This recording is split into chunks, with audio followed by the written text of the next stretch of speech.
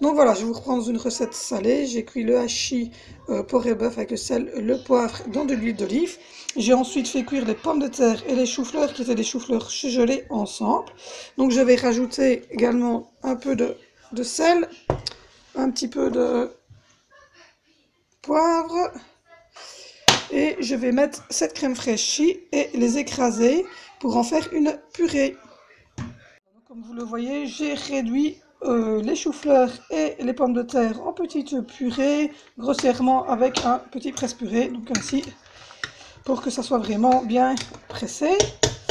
J'ai mis cette crème fraîche-ci dedans, comme ça, voilà. Maintenant, je vais faire le montage comme je peux à une main parce que je tiens mon téléphone. Donc c'est parti, je mets de la purée au fond du plat, voilà. Je fais une main, donc je fais ce que je peux. Donc voilà, je mets de la purée pommes de terre, chou-fleur, avec de la crème fraîche, du sel et du poivre, que j'ai écrasé avec mon pot presse-purée de chez Action. Et donc je fais un fond de purée.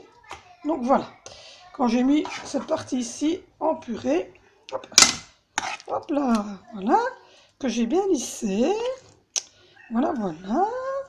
Je vais prendre le plat suivant qui est le hachis. Je vais devoir retirer ceci parce que je vais le donner au petit chat parce que j'ai un peu cramoté, mais ce n'est que la croûte. Hein. C'est pas un déchet de viande, ce n'est que de la croûte. Mais je l'ai cramoté, donc je ne vais pas le mettre dedans. Donc ici, c'est du hachis que j'ai fait revenir dans de l'huile d'olive, du sel et du poivre. Et donc je le mets par-dessus. Donc voilà, si ça bip, c'est pas grave, c'est ma taque vitro-céramique qui déconne. Elle sent que je botte dessus, donc voilà. J'essaye de suivre tous les mouvements de la recette, hein, c'est pas facile. Donc voilà, j'ai fait une couche de hachis. Voilà. Donc du coup, je vous reprends, j'ai mis le hachis sur, comme vous le voyez, une petite croûte ici que je vais retirer. Parce que je l'ai laissé cuire un peu trop longtemps, il y a des erreurs de temps en temps dans la vie. Voilà, ça ne sera pas jeté, hein, ça sera donné à mes petits chatons. Donc ensuite je vais pas les mettre devant vous, je vais les déballer par après, mais je vais mettre 3 petits vaches qui rient, donc imitation vache qui rit dans le hachis. Voilà, j'ai mis, pendant que ça ne tournait plus, mes 3 petits vaches qui rient, je les remonte, donc c'est ceux sous marque de chez Lidl. Ensuite je reprends ma casserolette de purée. Et c'est reparti pour un tour. Donc voilà, on met la purée, ça bip toujours, on met la purée de pommes de terre, chou-fleur par-dessus. Voilà.